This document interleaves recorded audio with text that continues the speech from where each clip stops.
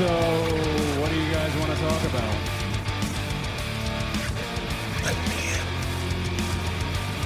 You can call this the New World Order of Wrestling, brother. Put out the caution tape. Put out the orange cones. Acknowledge me. It's Monday, and it is time for A Plus Wrestling here on KPHR and wherever you listen to all of your podcasts. We're your hosts. I'm Boris, and as always, here's Hutch. How you doing, bud? Pretty damn good. Happy New Year. This is the first live, quote-unquote, live show we're doing this year, so Happy New Year, my friend. Thank you very much. You know, looking at how things went between us last year, I figured that maybe I should bring my attorney along today just for the first show of 2026, make sure everything is on the line. So we got fake lawyer Ron here as well. That's me. I'm just making sure everything's on the level. You know what I mean? Yes, New year, you're new here for me. me. Exactly. That's exactly how we do here at KPHR and on A Plus Wrestling. Ron, so happy to have you here. Hutch, as always, it's going to be great. Tons of things that we're going to be talking about this week on A Plus Wrestling, including a new champion in WWE, the lead up to Royal Rumble, AJ Styles, TNA, and so much more. We have tons to chat about. So you know what? This week, we're going to go commercial free here on KPHR, and we're just going to dive right into things. Hutch, big, and Ron. So biggest thing this week, probably, Drew McIntyre is the new world champion after a brutal 3 stages of hell match against Cody Rhodes in Germany. Jacob Fatu was the deciding factor after returning in this match. Interesting stuff. We'll start with Ron. Ron, thoughts on Drew McIntyre finally getting that win in front of a crowd? I think the most important word you just said there was finally. This feud has gone on way too long for Drew McIntyre to not actually win the big one. I think, as you said, doing it in front of a crowd, absolutely important. Also doing it overseas with an international star that is Drew McIntyre. I don't think they could have done it any better, other than maybe on a PLE. But I think overall, Drew McIntyre should be champion. He's got the look of a champion. He feels like a champion. Hopefully this ends the whining, about how he's been screwed over and over and, all that. But I'm very happy for him. Absolutely. Yeah, that's not going to end. The internet wrestling community is going to find something to complain about when it comes to Drew McIntyre or Cody Rhodes. Hutch, thoughts on the win? Because we've been talking about this for a while. We were, and Drew McIntyre is certainly not going to stop complaining, even though he's gotten what he's wanted and he can be all smiley and whatnot. Like his whole like bitch character is like great these days. Like it's what's making him awesome. It's like he's got the words. He's that heel that we know is right. The same way Kevin Owens was right during his whole like feud with Cody. And the fact that Cody is often fighting with guys who do have a leg to stand on with their heel gripes has also been leaning towards Cody getting his boos. I noticed that during the title match, Cody was getting boos coming out. Drew was getting boos and mostly cheers. But when they announced the names, like they both got kind of boos and cheers. Like it's very interesting what's going on right now. And can Cody Rhodes be the next John Cena? Because there was very definite, let's go Cody. Cody sucks chance. So is Cody going to get what he's always wanted? Is he going to be the next John Cena? I think perhaps he might be. Right? I think we're for sure leaning towards that. That's for sure, right? Sorry for going over you there. I think we're going to see a change in Cody Rhodes, I think. And I think that change is necessary. I think, he's been champion for the most part for 2 years, almost 2 years. And let's be honest, when you're champ for that long, unless you're Roman Reigns at this point, it's going to get stale. So let's see how they evolve the Cody Rhodes character moving forward. And you know what? This throws a huge, dare I say, wrench leading into WrestleMania season as we're around the corner from Royal Rumble. Having Jacob Fatu elevated into the main event scene already, just like awesome stuff. I'm liking that. Ron, thoughts on kind of like that wrench and how this builds some excitement for Royal Rumble? Or I was actually thinking about this the other day with the announcement that Nick Aldis made about next week is qualifying matches. Whoever wins those matches, it's a fatal 4-way to find out who faces Drew at the Rumble. I think it's a great opportunity to absolutely put somebody newer in that upper echelon. They're obviously going to do that with Jacob Fatu. It would make no sense not to. But like it does open up the field to sort of figure out, okay, Cody's going to probably get in there. Jacob Fatu is almost certainly going to get in there. Who else do they put in there? I feel, unfortunately, LA Knight might be one. Not looking forward to that because he just feels like filler, and it's disappointing. But I mean, who else could be up there? Could be anybody. You know what I mean? And I think leading into not only the Rumble but also further down the road with Mania and all that stuff, having fresh faces leads to a world of possibilities. So I'm looking forward to it. Strangely, as someone who is very much down on the WWE product. You've only been watching because I've been making you. Yeah. And I mean, yeah, basically. And recent, like you have lost interest in the last few months, like the last half of 2025. Yeah. You are the embodiment of the IWC right now. Show us your neck. How much beard do you have on your neck? You are the embodiment of the IWC currently, because you literally are like, I've had it. I've had it with the booking and whatnot, right? Whereas you're willing to come back because you love wrestling. That's what I mean by it. I do. I love good wrestling. I love entertaining wrestling, the intriguing wrestling that captivates me. And up until like aside from this whole thing of, maybe getting some fresh faces, it's the same thing every single week with the same guys doing. Well, we've got 3-hour SmackDown now. Now they made a big deal out of the Netflix 1-year anniversary. They made a big deal out of Raw, and like one of the hooks was the title match, and there was other title matches as well. But it seems like SmackDown, they really just pushed the match as the thing to watch, but the entire SmackDown itself was much more palatable and ingestible than the Raw. Like if you ask me which was better, SmackDown was better, but I found that they advertised the match for SmackDown and they advertised the show with the match for Raw.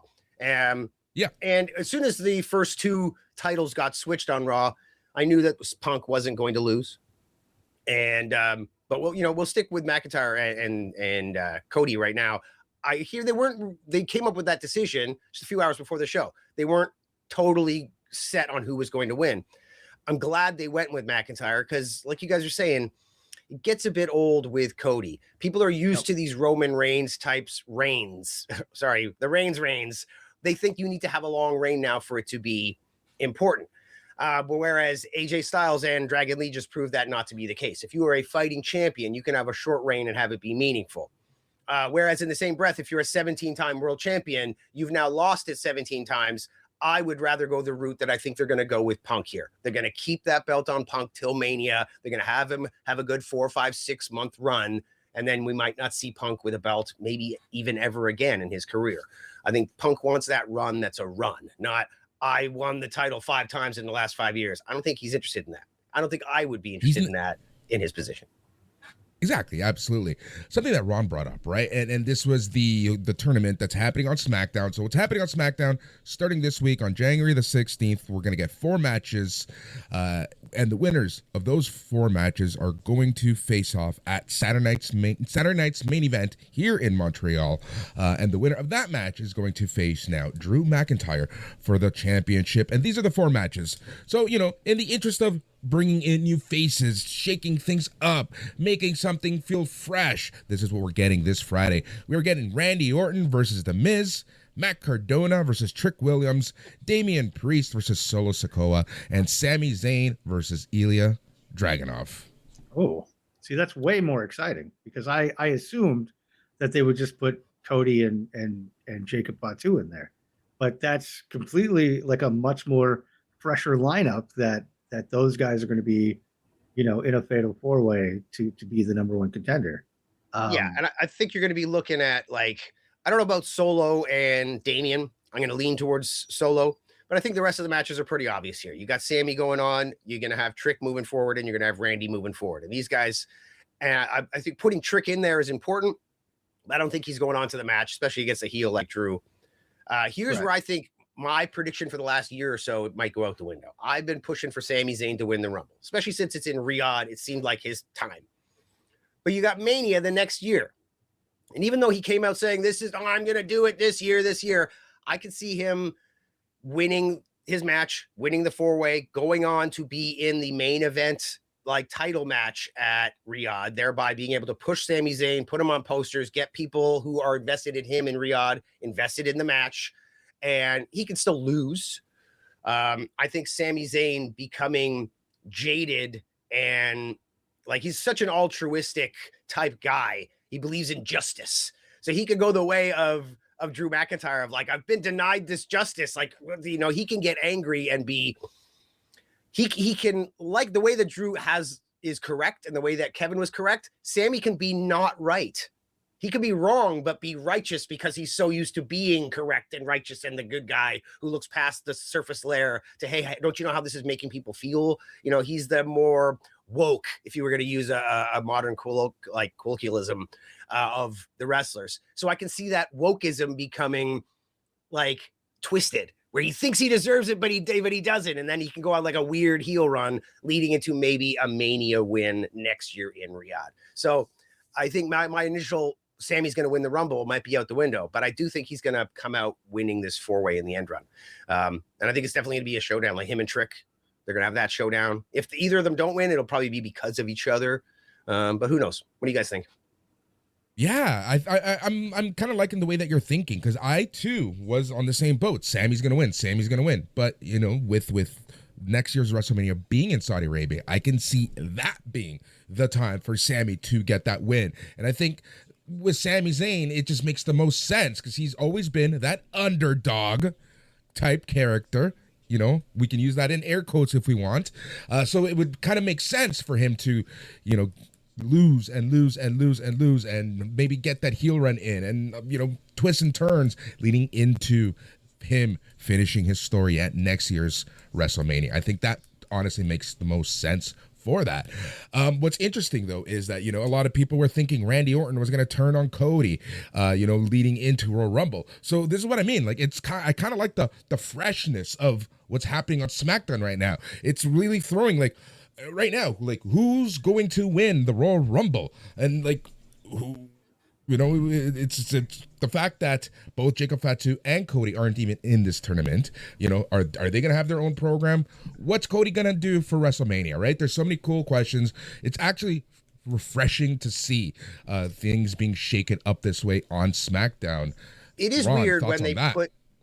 It is weird, I find, when ahead. they put together tournaments that don't have all the top stars in it. Like, you remember when Punk shattered his foot, they gave Moxley the interim belt in AEW, and they had a battle royal for his first first guy that was going to fight him. It was Kyle O'Reilly. Now that I think about it, like, O'Reilly and Mox must be good buddies, always having these, like, let's have a reason to fight again. Okay, cool. But like, there was no Hangman in there. There was no MGF, and there was nobody that was a top contender in that battle royal. The same way I'm feeling about this tournament here, with the exception of Randy Orton and Sami Zayn. Everybody else is not top tier. And this is maybe the problem we have. Sami Zayn, if he does Mania next year, that's a year and a half from now. That's Rumble to Rumble and then Mania. So that's a long time to keep interest. Now, we do have all these new faces coming up, but you almost feel a desperation in these new faces. They realize, like, dude, like Randy Orton's retiring, AJ's retired. We got to get these kids over. So they're pushing Oba with promos packages, but not on TV. They've got Javon Evans casually sliding in because you've seen him all over the place. You don't need to really introduce him in a big hurrah or like a huge signing. It's like, yeah, this kid that's been on AAA and all over in the Saturday Night's Main Event, yeah, he's on the roster now. But you've got, you know, Javon, Oba, you've got Jordan Grace, Trick Williams, Jacob Fatu. You can even look at Carmelo Hayes and Ilya Dragunov, both Carmelo being kind of kept down for the last year and Ilya with his injury. It almost feels like they're call-ups now. In the last few months is when they've had their shining moments. These are all people that are still kind of new. And even somebody like Gargano, if you're not going to find a tag team partner for him, is he going to be in the undercard there? These are the guys you've got. And none of them are really stars yet. So you've got to use your Sami and you've got to use your Orton. And guys who are saying that Braun Breaker should have beat Punk and we need to get Oba and Trick and Javon into the top. I don't think WWE's seeing it that way. They don't see Javon as a top guy yet. They don't see Trick as a proven commodity. That's the thing. Sami Zayn is a proven commodity. Haluva kick, massive pop, underdog wins again. They've proven it time and time again. They're going to go with what works. And they're going to try and keep selling tickets this way and build up these undercard guys. The reason they're putting them on TV right now is so we get to know them. But I don't think that this is the year for any of these guys. You might get a Vader moment with Oba coming out and kicking someone's ass and getting the top title or an undercard title. But I think a lot of these guys are going to stay titleless and or lower mid card for most of the year, while our old school guys like CM Punks and Sami Zayn's and returning Kevin Owens and Randy Orton's are still going to get your main spots. I think Roman's going to win the Rumble and go to Mania. I just don't think that this is the year for all these guys, right? But, which puts Sami really into the clamp for a full year and a half from now, still being worth fans' interest. Yeah, that's a great point. But I do think, having said that, this is the year where you can build these new guys, where you can build the Carmelo Hayes, who's getting amazing fan reactions right now, right? They can build the Ilya Dragunovs. They can build the Oba Femis, who I think is just going to be insanely popular on the main roster, right? They can build the Javon Evans. I think that this is a crucial year for WWE to build people, and you have a good mix of the Randy Ortons, the Miz's, the Sami Zayns, and mix them up with the Javon Evans, the Oba Femis, etc., etc. I think that this year is crucial for WWE to really start thinking about the future. Ron, we haven't heard from you in a moment. Thoughts on all this? That's only because I talk so much. No, it's fine. I know the feeling. I do it all the time too.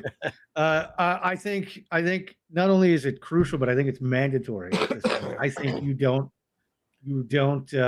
have a choice. As you said, their top guys are aging out. I can't see Orton doing this for like another 2 years. I just can't. The thing is that they come back, they get these pops, and then they go away again for another 6-7 months, or whatever reason.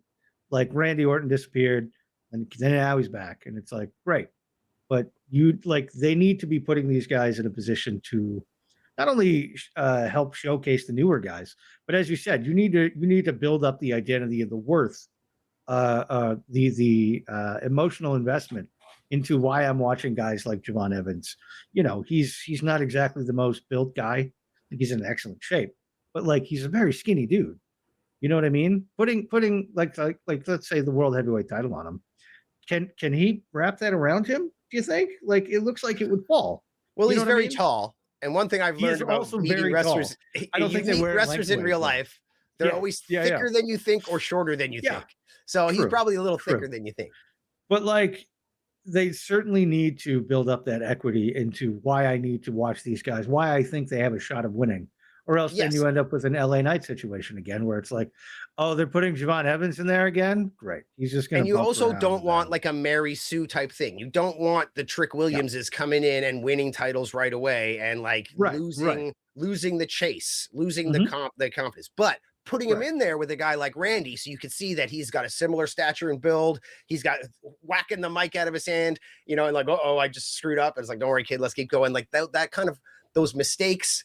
Those experiences in the ring build confidence, get you to be recognized by the audience, but also help people build up and dislike for you. Right now, you don't care about this guy. You care about him a little bit, but you don't really care about him. You need to invest time in him and figure out who's going to get the most out of him. Right. Because then next thing you know, you just have a whole crowd. In that same breath, let's talk about WWE Raw. There was a lot of speculation that, hey, Braun Breaker might actually get that title on Raw. It is the 1-year anniversary of the debut on Netflix. And, now looking at it, it's kind of funny because what we just said about Drew McIntyre and shaking things up, you kind of could have had the same effect if Braun Breaker won the title. Having said that, Hutch, you brought up earlier, there were already a few title changes on Raw, so it wasn't going to happen. It would have been very interesting if they did have 2 major title changes on the men's side if Braun won. So CM Punk wins. A lot of people are saying that, they want to save the big win for Braun Breaker on a grander stage. What do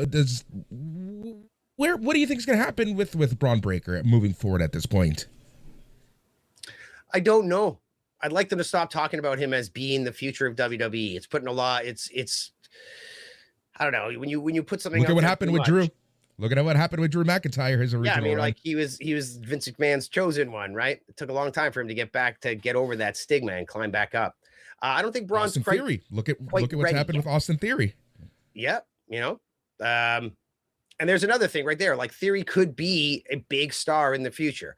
I just don't think that they're quite there with any of these guys yet. And I think CM Punk, you know, an IWC mark might say like, hey, they should have, they've killed Braun and they need to change things up and old Punk and whatnot. Dude, Punk can talk. Punk sells t-shirts. Punk's a draw, and you got to suck every last drop out of him while you can. Braun Breaker's going to be around for a long time, spearing people in the freaking face. So give Punk the chance now while he can still go, you know. He can still go right now. And he did all the house shows on these loops all through Glasgow. He did them all last year. Punk, when he came and said, I'm not a part-timer, he's not. When they do house shows, he's there defending his titles. He's in the main events. He had, you know, wasn't really spoken about much. We had a lot of matches last year on house shows against the champs, like Seth matches. And he had 3 or 4 Gunther matches that were just like house show matches, you know, main event cage matches against Gunther. Like he was there to sell those tickets, but not put himself in the top spot. You know, it kind of came to him with Seth's injury or whatnot. And he's like, all right, now that I got it, we're going to go. It's a CM Punk for the next 5 months. Let's go, boys. You know, and I think it's great. And he's certainly having a good time. Yeah, I personally don't have any issues with Punk being a little bit older, but also being champion. I liked the promo leading up to the Braun match where he said, I'm not ready to not be champion. So I'm going to keep this. I think there's a lot of juice, as you were saying, left with Punk in terms of, you know, financial value, which I think works to their benefit. But like, I always like to sit there and think, okay, if it wasn't Punk, let's say Braun did win, who would he compete against? Because much like the SmackDown problem, you don't have a lot of guys that you're emotionally invested in where you think he has a legitimate shot of like dethroning Braun Breaker. You know, because they sort of backed themselves into this little bit of a corner where you've got a handful of top guys who are aging out, but you have nobody to come up. So it's like, you know, who are you going to put in that spot? I agree that Breaker losing was the better choice. As you said, he is the future, as much as you don't want to hear it. So, I mean, definitely slow burn his whole rise, because once he gets a title, much like Gunther, I don't think he's letting go. You know what I mean? And it doesn't feel like it makes any sense to do that sooner rather than later, because you know he's just going to kill it the second he gets it. You know? Yep. Let's talk Gunther for a second. He retires John Cena, gets nuclear heat from the internet wrestling community, gets nuclear heat from the crowds, but it feels like he really hasn't done much. Is this me being what's the word that I'm looking for? Am I not being patient enough? What's wrong? They should have had a follow-up, and they didn't. Yeah, like I've noticed that through all these conversations I've been having with people about the Rumble and about Mania and about who's going to win. Like nobody mentions Gunther. It's like they're kind of like done with him. They're like, you know. Yeah, they had no follow-up. I thought it made no sense that the night after, where Pierce is like, "You proud of yourself?" You know, it's like, I did my job. What are you talking about? And then he's like, well, you're going home. You have the night off. Well, you got to think like WWE, right? They're like, what are we going to do with this guy? He's not taking the title off Punk. He's not taking the WWE title off Drew or off Cody. Right. So we're going to give him this age. Maybe this AJ thing is going to go all the way to Mania, or like maybe, you know, just because he said he's going to retire in 2026 doesn't mean AJ is going to work all of 2026. He could retire next month. So, and we've got him this week on TNA, I believe, having an appearance on TNA, right? So, like, you know, I noticed that when he's doing stuff, his keyword searches and hashtags for AJ Styles are way up. When he's doing things, people are interested. Yeah. So, yeah, I mean, the fact that he's at the age that he is and can perform at the level that he performs at, absolutely. I mean, keep an eye on him. I hope, you know, I'm not sold on the idea of Gunther being the guy who, like, the legend killer all over again. It's kind of like the streak with the Undertaker. You look at it and you realize, hey, wait, he's 8 wins in. Well, let's keep this going. Like now they're like, well, now he did John and Goldberg. Well, guys will go with this thing, boys. You know, so now they're going to create it instead of it being natural. Now it will be manufactured. But that's the WWE way, right? Things organically start and then. They either squash it because they hate that it happened, or they go with it. Wait, we didn't write Rusev this. What? No. Yeah. Yes, movement, my ass. You know, it's like they need to go with it, right? But Yeah, like you Right. know, your question, Boris, is rather valid. First thing I think over the last 5-6 months with these US title things, when Ilya won, I thought, oh wow, Ilya beat Sammy. Okay, cool. Who's gonna beat Ilya? I wonder. So right now I'm thinking, Right. who's gonna beat Carmelo Hayes? You know, it could be somebody like an Oba, or you know, there's all kinds of people we can throw in there, like this guy, that guy. But in reality, when you sit down and you look at the whole roster, I mean, who's gonna beat Carmelo? So yeah, who's gonna beat Drew? Who's gonna beat Punk? Is it really gonna be Braun Breaker? Is it really going to be back to Cody and then Cody and Roman? Where does this leave all the Gunthers of the world, right? They need something like an AJ Styles feud to be relevant for us to care. Yeah. Right. Yeah. That's the thing, right?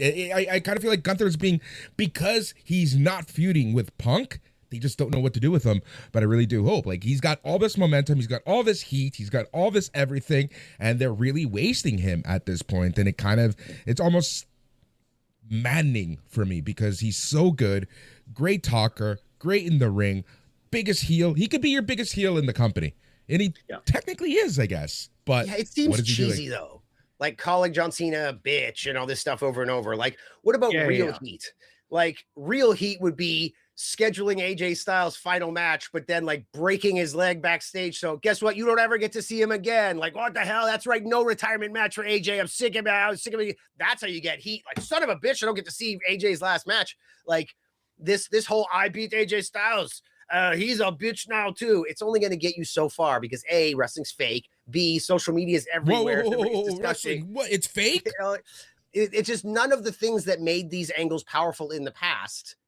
You know, every decade that goes by, these angles are less powerful. And right now I feel we're at the point where it's so manufactured and so obvious. There is no real heat here.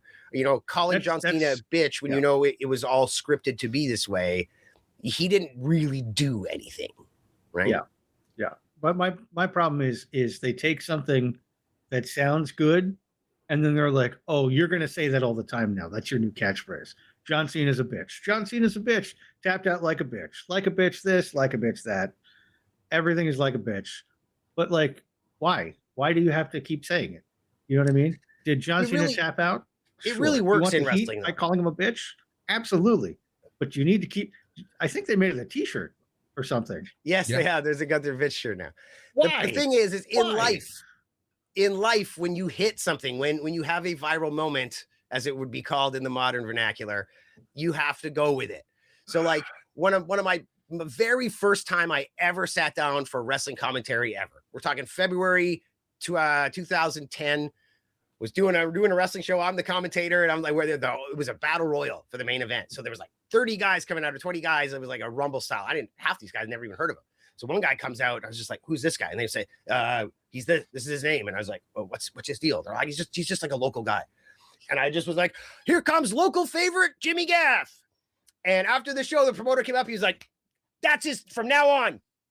Local favorite Jimmy Gaff. And now the local favorite Jimmy Gaff announcer, you on the mic. That from now on, that's his thing. And for the entire time that he had his run, he was the local favorite Jimmy Gaff. And it's just like it struck. A guy was like, that's great. We're going with that forever now. Like that's how you have to approach life. And so if something ends up feeling too cheesy or overdone, then you drop it. But there are some people out there that are still living off their catchphrase. I mean, if Matthew McConaughey only did 5 movies and then retired, he could still walk into a room and go, all right. And everybody would be like, yeah, hey, Matthew McConaughey, right? So like, you got to go with it when you have it. So I think bitch sucks, but it's what they're going with right now. You're listening to A Plus Wrestling here in KPHR Hamilton. We're talking the week that was and the week that will be pro wrestling. Let's flip the page. We've been talking a lot about the men's division. There's some very interesting stuff happening in the women's division as well in WWE. Let's start with Stephanie Vaquer. Her ankle looks gnarly. It looks really bad from Instagram and whatnot. What's going to happen there? Hutch, what are you thinking? They haven't vacated yet, have they? No. And this feels like the kind of thing where they're like, man, we really don't want to have to vacate another title. I think maybe it might not be that bad. It could just be swelling. Remember how bad Cody looked when he came into the cell? But he was at a point where that was all just like blood pooled up in the muscles. Yeah. Like he had gotten past. So like Stephanie might be putting those Instagram pictures out when it's at the peak of it looking bad, so that she can appear to be a tough guy on something that's just a really bad sprain.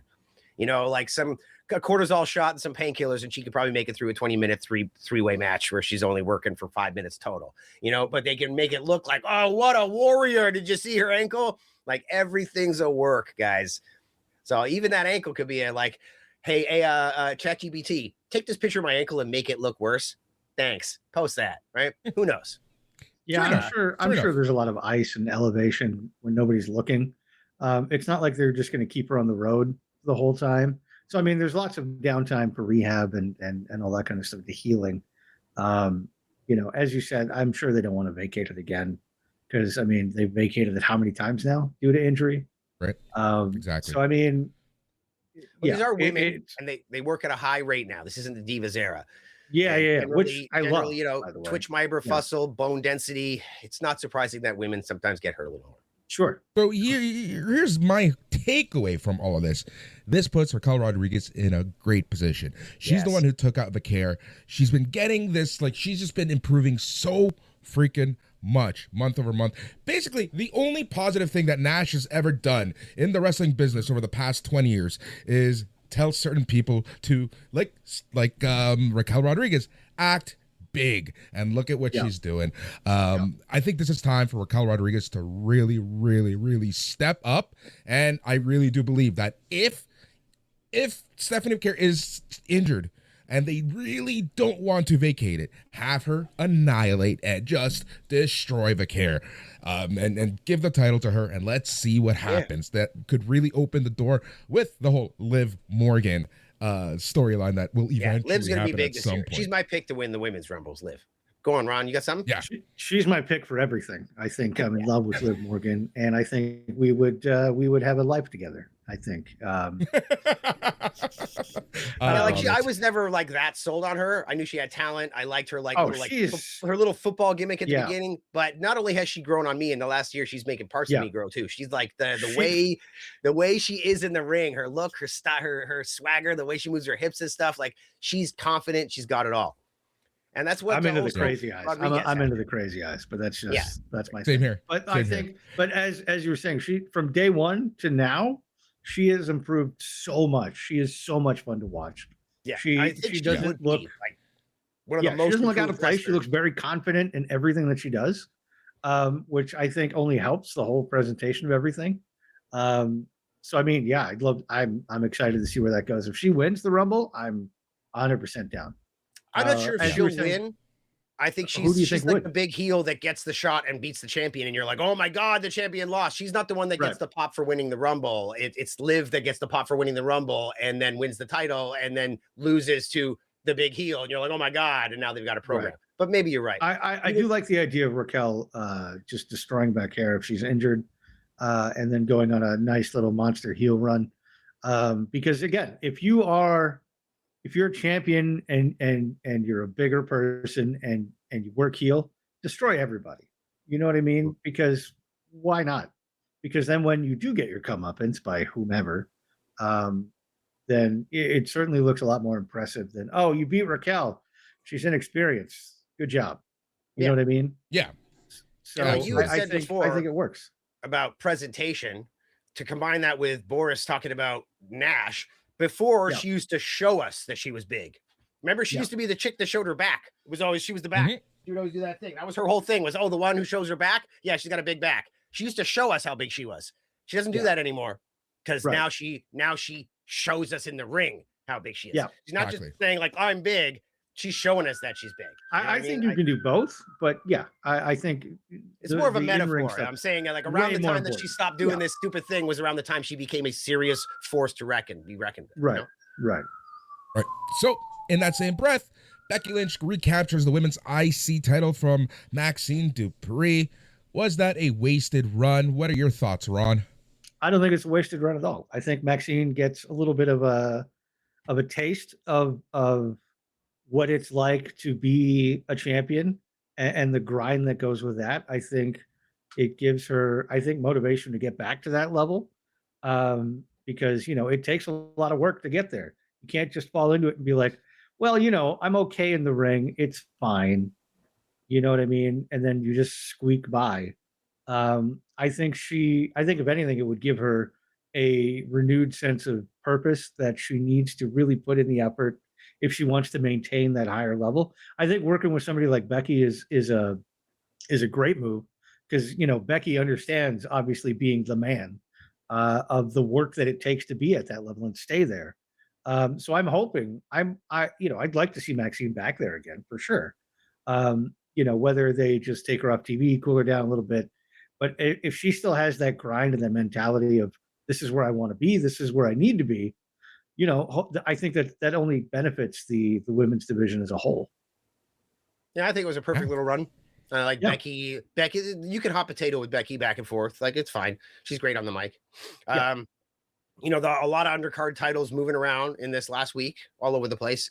And the problem we were talking about with the men's division of the desperation for true stars, they're not having that problem in the women's division. Like They're not. Dude, not at when all. you have Io Sky and Rhea Ripley as the women's tag team champions, Yes. you know your division is doing well.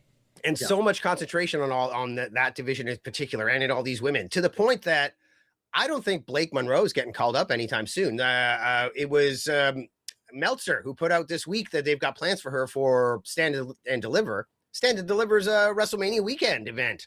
So Yep. I don't think that they're bringing her up. And right now, they still got to have Tiffy come back from her injury and establish her again. You don't need a clone of her. Keeping Monroe down in NXT, that can really put her to the top of that brand, getting in there with JC Jane and people like that. Hopefully maybe turn her back face again. She'd be okay as face. I don't know what they could do, but I don't think she's getting called up.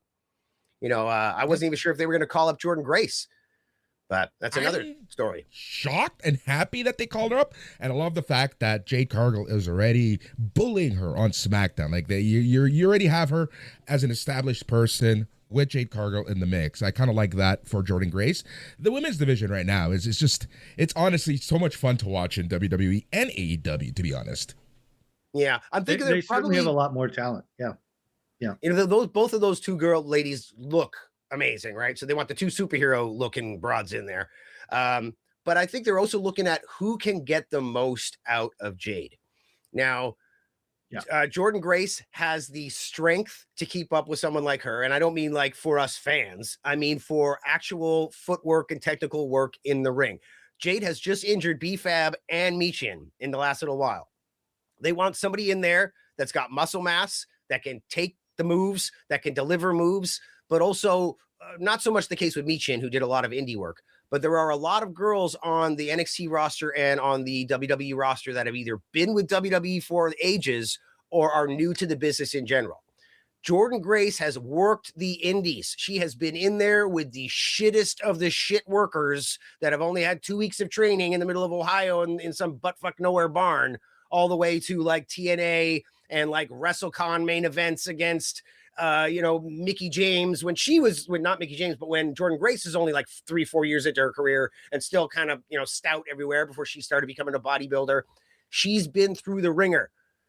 She's got, so they know that they can put her in with Jade and that Jordan Grace can probably get the most out of her and probably deal with the bumps and bumps isn't the right word. I guess maybe the bumps in the road that Jade might cause, because we all know she's not the best worker, but right now she's the top worker. She's the champ, but she's probably one of the worst workers in the company. Somebody like Jordan Grace, who's mid-card, brand new, can take a few losses, but has the experience of being in there with complete shit shows for many, many years on end, and then getting in her car, driving to the next state. That's the girl you might want to put her in a program with that might get something out of Jade. Yeah, someone who's putting in the work, has put in the work, and is now a free agent. And I'm just gonna throw this one out there: is Killer Kelly. She's officially done with TNA, AEW, or WWE. Would be stupid to pass up on Killer Kelly, in my most humble opinion.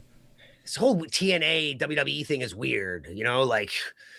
Are they signed? Are they not signed? Are they blah, blah, blah? Like Dolph Ziggler, it's like Dolph Ziggler's there, but he's Nick Nemeth, and it's like they don't talk about him, but they do, and they like I don't know. It's weird. I would think that with this partnership, if you have a TNA contract, you might as well be kind of a WWE employee in a weird way, right? But if Killer Kelly gets let go from her contract and signs a WWE contract, was that just all this weird kayfabe? Like, hey, WWE wants you, so we're just going to let this next contract, roll over, and you'll just go sign with them. But yet somebody like a Sean Roth Sapp is all like, breaking news, Killer Kelly contract over. Where's she gonna go? But the truth is, backstage they were literally saying, hey, the E wants you there permanently. So instead of us doing a TNA star, we're just gonna wait and you can debut there.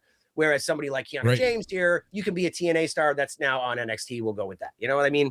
Yeah. And these are different contracts too. You've got people that are on double contracts, especially with AAA. You've got people that have AAA/WWE contracts. And then you've got guys like Monster Clown and Dave the Clown and Nino Hamburguesa who are just AAA signed, but AAA can use them any way they want. It's a really weird world we're living in now. And that's just in the last year. You literally take the last 7-8, every single year for the last 7-8 years, the entire industry has changed from the ground up almost every single year. It's crazy. And with partnerships and rival companies, it's just crazy out there. And you had a video talking just about this, right? With just even the idea of like the whole network and the library bouncing around from like conglomerates to conglomerates, and like it's just, and like how much official WWE content is now on YouTube, and like, bro, it's so weird, so weird. My only Talking question wrestling is, here on A Plus Wrestling on KPHR. Right. Ron, you have something to say? What's going on? I was going to say my only question: if Killer Kelly does get signed with WWE, will she be carrying Kelly? Boom, boom. Was that worth it? It was worth it. Thank you, Ron. I waited. That was more than worth it. That was more than worth it. That was a lot more than worth it. That was Hutch, all I was waiting you wanted for. to talk about Finn Balor. Well, what's going on? Yeah, I mentioned to you earlier that I was just this afternoon, I was thinking about Finn Balor because he did his interview with Cody, and they're talking about how he's going to maybe come back as a face and they might debut the demon thing. So one thing I'm thinking is what's going on with Judgment Day? You've got Dominic, who's injured, but not that badly injured. You got JD McDonough, who's done again. You've got Finn Balor, who's been gone. So Judgment Day is just the ladies right now. That's all it is. Yeah. So like pretty much. Does this faction really have legs? It's amazing. It's more that we're all interested in these people. They don't even really need to be a faction anymore. But what I was talking about Finn in my head today, what I was talking to myself about in my head and told you I wanted to talk about, was the demon. Now, I feel like, did Vince McMahon destroy the concept of the demon? Because Finn Balor was Finn Balor, or he's Prince Devitt, right? And every once in a while, he'd come out dressed up weird. Like he'd come out dressed as the Joker or dressed as Venom and dressed as Carnage with like the face paint of the Carnage whole mask. The mouth is like his chest. And that's what Vince McMahon sees.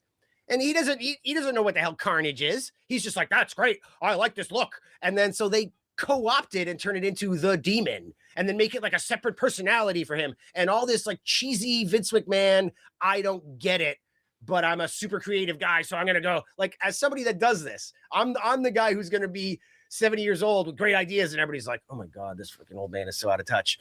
Like he sees this and immediately his brain starts moving and moving and moving and moving. Well, how can I make money? And how can we make this? How can we get this over? But he doesn't understand the original concept, which is that Prince Devitt was a cool dude. And once in a while he would come out in these cooler outfits that would give him more motivation and more, it would like just be more mystique. But Vince McMahon took it all so bloody literally that they gave him that stupid headband with like tassels on it. Like he literally looks like an asshole. And the stupid broom, his entrance, there was nothing demon-like or scary about that. It was like a goddamn circus show. And now they're going to try and bring him back as like a face with like maybe this like demon character inside. They realize that they've got no more Fiend. Bray Wyatt's done. Freaking obviously Bo Dallas is a really, really dime store for like a nickel store version of his brother. And they don't got the under. What can we do? We need something supernatural. I just don't think they get it. They might try and push this stupid demon on us again, which is like, I think that's the problem is they are relying on the supernatural aspect of it. And like you said, treating it like it's a whole separate entity. Which I mean, I think it just made me remember of that promo of Vince telling us that we as an audience should be tired of having our intelligence insulted. seriously. Like I'm not saying that like it should cater to the diehards who know the Prince Devitt history and all the different characters. Obviously they can't do certain characters because of copyright issues and trademarks and whatever. But I think trying to keep everything separate from the supernatural thing, like that was the same issue I think with Bray Wyatt is he had to fight to keep it from being a supernatural thing. Yeah. You know, and I think it's just sort of the way that it's gotten into their brain. I think Triple H needs to go back to just letting people do what they think is best for the character that they've come up with and that they've used. Letting the inmates run the asylum can work. I mean, it absolutely can. I'm not saying everybody can do it. Certainly, there are people who have demonstrated. Yeah, they've demonstrated they can do it with this character. They've done it in the past. All they have to say is, look what we've done before. Look at the business we did. Everything was great. Why can't I do that again? Before Boris explodes on us chatting here, I'll just say one more thing, and that's it's like you're it's what I was afraid of with AAA and what might happen with it in New Japan is you're afraid that the guys who got it don't get it. And Vince McMahon got the demon. He got Finn Balor, but he didn't get it. So he was the guy presenting it to us, really didn't get it. And that's the problem. And that's what I want to talk about is I think that they really need to rehab the demon and Finn Balor because I think Vince McMahon didn't get it and really ruined it in a lot of ways. That was the Vince MO for years and years. How many NXT call-ups did he fumble because he just didn't get the characters that Triple H I think there might have been something I'm sure that there was an ego reason as well, but you know, but let's be honest, he didn't understand a lot of the characters that he got from shat NXT. On Karrion Kross on purpose, like taking away Scarlett, giving him all like this. That was premeditated. So like I don't know what was going on there, and turning NXT colorful at 2.0. I mean, that's not just like let's revamp it. That's like let's purposely wreck it and change it into something else. And you know they're not looking to like lose money. They still think maybe it'll be good, but let's get rid of all that crap. Whereas even to this day, Black and Gold probably was still the best. Absolutely the best. It was beautiful. Yeah, it was wonderful. It was absolutely great. Speaking of Black and Gold, let us switch the page and talk some AEW here in KPHR Hamilton as we're listening and talking wrestling on A Plus Wrestling. Andrade El Idolo is officially back in AEW. AEW also signed Jake Doyle, aka Jake Something. Huge congrats to him. Pretty good, some fresh energy that we're seeing in AEW. And while these signings might not be, you know, needle movers per se, I think it'll add a lot to the mid-card scene in AEW. Hutch, thoughts on some of these new signings and overall what's going on with AEW? I think AEW is having a good 2026. They've done pretty good without a lot of their top stars. I'm looking forward to seeing Kenny against MJF. That'll be a little bit fresh. Jake Doyle, good signing, but I still think AEW, WWE, they only got one manager. I guess Kiana James, you can count as a second manager maybe, but they've got Paul Heyman, who's like pretty much one of the GOATs, if not the GOAT. And AEW doesn't know what the hell they're doing, man. Don Callis and Stokely Hathaway. I mean, these guys are not managers, and they like Stokely's got almost no real experience. He's like, I don't see how we're supposed to have heat on this guy. Like he never does anything to cost a guy a match or win his guy's match. He's not really involved to the point that we hate him. We hate Callis, or we're supposed to, but he's like, we only hate him because he's a cheeseball, not because he's costing people victories or whatnot. And the screwdriver is the dumbest thing in the whole world. So I still think AEW has some problems, but they're certainly cool. They're getting my interest more right now. That isn't where I was going with that, but I'll stop it there. They're doing good. I'm just grateful that they've added some more people to the Don Callis family. Yeah. Oh yeah, that's where I was going with. Jake those Doyle. Numbers were so thin with the 14 people or so who were already there. We need a couple more. Like somebody like Jody Threat, her last name being like a mouthful of like Polish letters and words and Z's and W's and Y's next to each other. And you're like, okay, forget that. I figured that Jake something, I thought he had like some weird Polish last name. And they were like, that guy, Jake Galistein, whatever, Jake something, you know him? It just became almost like a joke, like Jake something. He's like that Jake something kid. But when I found out his last name was Doyle, I was like, man, it's like being like John Smith. It was like, I didn't think you'd come like, so I figured they called him Jake something because he had such a complicated last name. So I didn't know it was so simple. But I think he'll do well. But unfortunately, I'm not like Don Callis family. I want something for Mark Davis. So if that's going to be a tag team, you know what? Sign me up. I think that's what it'll be. I think going forward, it will be Davis and Doyle. Because even just the name Davis and Doyle, aside from sounding like a law firm. Sounds like a cop show. Yeah. It's a cop show. It's a law firm. It's all kinds of stuff. I think that certainly has potential. I mean, both like big bruiser guys, as long as they don't treat it like what was that other tag, the Bear Country or whatever. You know what I mean? Bear Where Bronson it's and like, Boulder Bronson. yeah, I mean, like you have the ability, I think, to certainly create a new tag team and just kind of build them up to actually hopefully be a credible. They're gonna team. take the Brian Cage Lance Archer spot that they thought that they were gonna have that tag team and it didn't happen. Yeah. What's going on with Brian Cage? Huh? Like just nobody likes this guy. He's like, how come I'm not getting booked? It's like, 'cause we hate you. Yeah. Nobody Pretty likes much, you, right? bro. It's a you thing. Just Yeah, It's a really. you It's all thing. like, well, you're a great worker, but nobody likes you. Go Yeah, away. yeah. It's the opposite of some guys where you're like, how has this guy been in the industry for this long? And it's because everybody fucking loves his ass backstage. Who cares if he's a good worker or not? Yo, Yeah. hey, nice to see you, pal. Like Ray Traylor. Everybody loved Big Boss, man. He was a I good love worker, Ray but Traylor. that's why he had a job for life everywhere because they loved him, right? Yeah. Why do you think Hector Guerrero is on every until the day he dies? Everybody loves Hector. Yep. MJF, he's been champion for the past few weeks. He's done a lot of talking, going to be getting a few matches in. What do you think of his run so far, Hutch? What has he done? He has Exactly. had a match. He's going to fight Bandito, but we know he's just going to beat him and then take the ring and be like, thanks for my ring back. And then I don't know. But he's doing it the right way. I mean, he won that title, barely did a goddamn thing. Took a couple bumps, had a couple shines, rolled to the outside, waited for his time to hit the heat seeker, and that was it. Done. I mean, he barely did anything in that match. Might as well have been Andrade at Wrestle Kingdom. Andrade did bloody squat during that match too.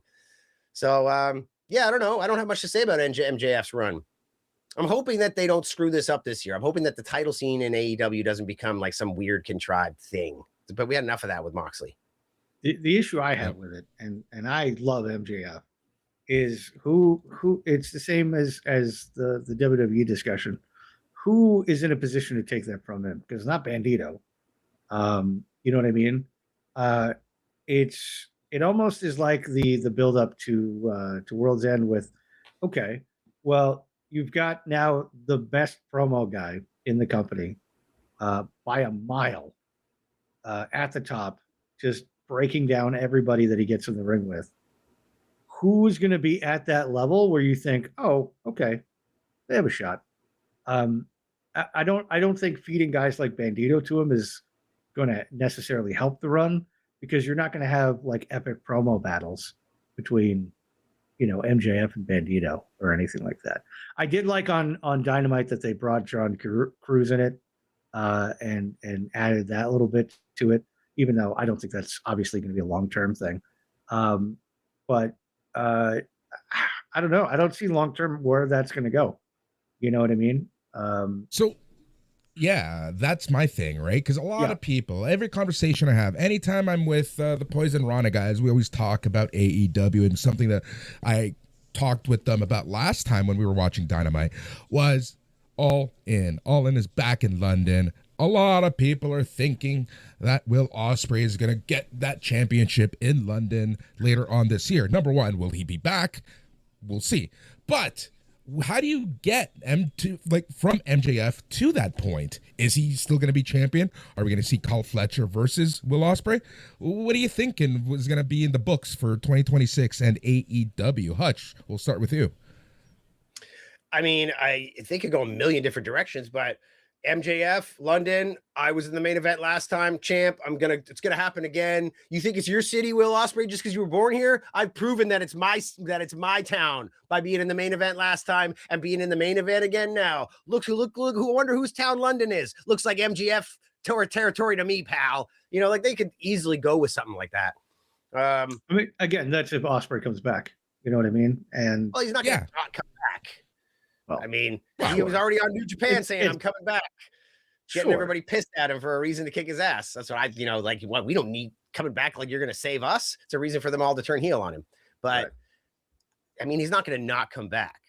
Well, I mean, sure, but he's still healing. You know what I'm saying? Like, he's still, nobody knows how All In's not exactly around the corner, pal.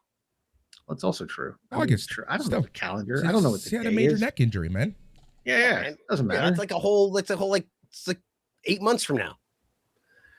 Ish. You'll be seeing Ospreay back. Who knows? We'll see. Who knows? We'll see where we go from there. Hutch, you want to talk about Hobbs?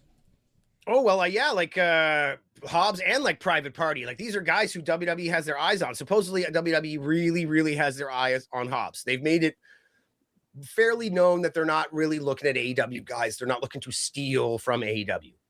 But people like Bruce Pritchard, there's a lot of people out there that really think they can do a lot with Hobbs, especially if you're putting somebody like Obafemi or Javon Evans into a prime spot with somebody of similar stature and similar like lifestyle to like come in and kick their ass. You know, it's like when your tag team partner turns on you, or like Batman versus like Bane, you know, somebody that's you but a bit bigger, more. Anyways, from what I hear, WWE has their eyes on Hobbs, and I could see him jumping ship because most people don't think about the fact that that dude is like 35 years old. I think like next week is his birthday. That's the kind of guy who wants to sign up with WWE, become NXT champion, start moving his way up. And even though the trios title is nice and all, he's been with AEW for 6 bloody years, man. And from day one, we were like, wow, check this dude out. And now we're still like, wow, check this dude out. It's like, what's happening 3 years from now? Is it still going to be like, wow, check this dude out? What potential? I don't think he's looking for that to happen to him. So, and Private Party, aren't they already signed with them? What's the deal, Boris? You heard about Private Party? No, not yet. You check the AEW roster right now. Are they on that roster page? I would have to check. I can get that. I can get back to you. Anna Jay is another name that, you know, could be jumping. Apparently her contract's up in the spring. She's very open to seeing what the market looks like, aka will WWE call me or not, right? He is razor focused on becoming a wrestling star. Like she did not really have the footwork or the timing or the chops, but she has decided to dedicate herself to this. And she's one of those people that is going to make it through sheer obsession and tenacity. And the fact that she's pretty hot rod, so they're not going to, nobody's going to turn their nose up at her. But the fact that she's going to keep on going, and no matter how many bumps and bruises and scrapes and breaks she gets, she's going to come back. That's what Hiro Matsuda was looking for in Hulk Hogan. Janet Jay is the next Hulk Hogan, baby. She's coming back time and time again. That's the clickbait title right there. Yes. I know, right? Yeah. I love it. And it's just going to be Hutch just screaming into the. What? We only got like 3 minutes left here. 5 minutes. Okay. There is one other thing I wanted to mention. I think 3 Stages of Hell is not a great gimmick. 2 out of 3 falls matches are great and all, but you can only have a guy get the surprise roll-up win in the first few minutes like so often. The low blow and the Claymore kick for the first fall, sure, he got him with the low blow, and sure, he connected solid with that Claymore, and Cody tried to do the Rikishi, like turn himself inside out, a total flip around land. Speaking of which, that tilt-a-whirl into the crossroads, that was sweet. Speaking of flipping around later on in the match, but this is not a sustainable gimmick. Now, granted, they don't do these matches all the time, but I think that if you want to make something like 3 Stages of Hell important, we always know we're going to get to the 3rd stage because that's why you have 3 Stages of Hell.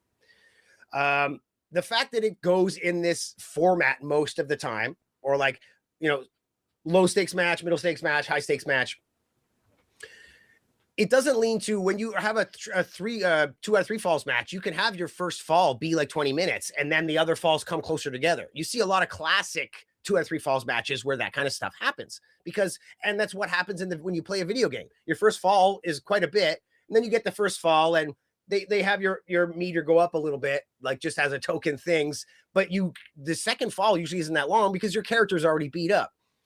They seem to do the opposite in real life. Like those final falls are always the longest. Now, if you look at life the way a Japanese wrestler does, like your Bushido, your fighting spirit, your Tukun, your fighting spirit, if that makes sense because the more hits you take, the stronger you're getting. It's like, but that's not how American wrestling is. So I've always thought they should change this stipulation. Imagine they gave it like a name, like the Crucible or whatever, right? The Almond Joy, like call it anything. The Almond Joy match. I don't know why I thought of that. I would like an Almond Joy. Yeah, but the problem, here's the problem. WWE, knowing WWE, it'll be Skittles presents the 3 Stages of Hell. Booyah. Yeah, whatever. But what it needs to be is, imagine it was like this. Imagine first 2 falls are in a steel cage.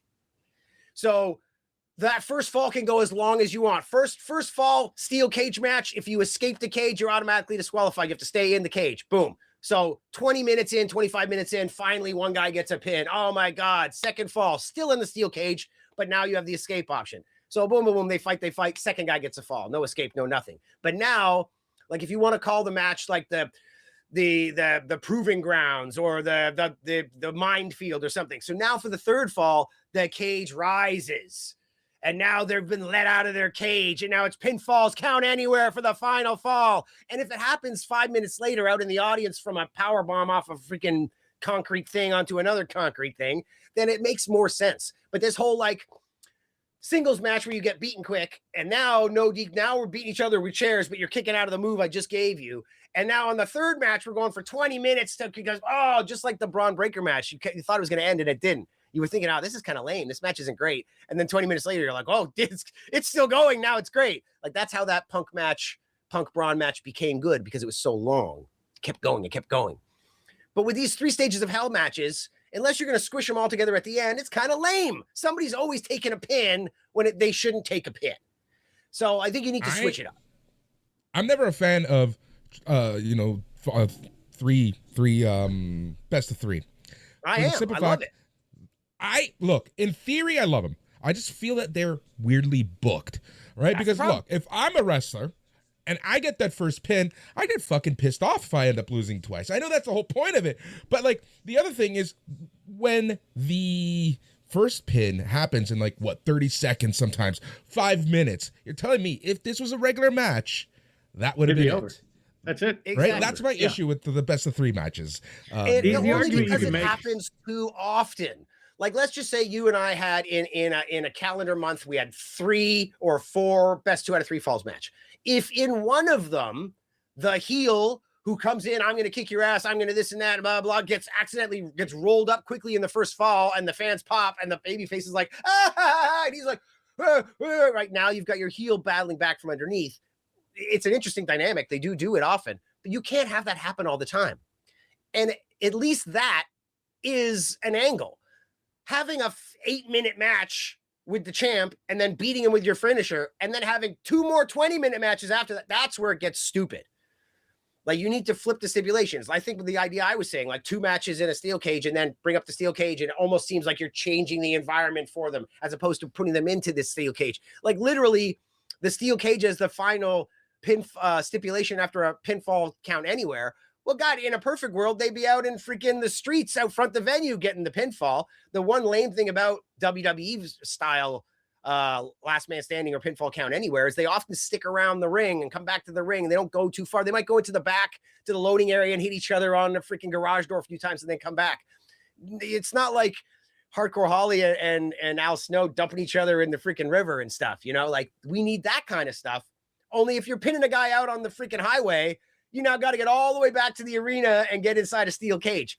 That's why the idea that I just floated there is like something that's a little more palatable, and you can have those long matches and then still have the other matches after, and it doesn't matter, especially if you have your final fall being a pinfall count anywhere. You can do the classic walk and brawl, and now you're making this last match, even though there's only a couple of big moves in it or spots, the match can still be elongated because they're fighting around the arena to get to the spot where they're going to do the spot. So yeah, I just think it works better. I just don't think 3 stages of hell, the way that it's been booked many times, has been done well.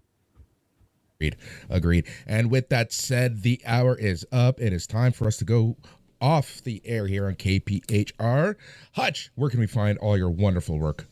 You can find my wonderful work at Hutch Henry's on all of your social media platforms. And if you want to check out the commentary and wrestling company that I run, Demand Lucha, go to @DemandLucha on your YouTube for all of that stuff. And you can check out the socials as well, also at Demand Lucha. There we go. Ron, you got anything? I am on everything as Guy with Fat Cat. I'm a guy. I have a fat cat. It's pretty simple. You can figure it out. Put the pieces together. You know what I mean? That's basically where you find everything. Guy awesome. Thanks so much. Thanks for joining us this week, Ron and Hutch. As always, it's been a pleasure. A+Productions.com is where you can find all things about A+ Wrestling and all of our other shows. You can find us on all of the social medias at A+ Wrestling. Be part of the conversation by going to Facebook.com and searching for A+ Productions. And anywhere you want to go, just go to your favorite podcasting app, search for A Plus Wrestling or A Plus Productions, hit that subscribe, leave a review. The algorithm loves those reviews, so leave one. And we thank you so much. And as always, thank you so much for listening, whether this has been the first episode or the 100th episode. We really do appreciate each and every single one of you. On behalf of the entire A Plus Wrestling crew, thank you so much for listening, but most importantly, stay tranquilo.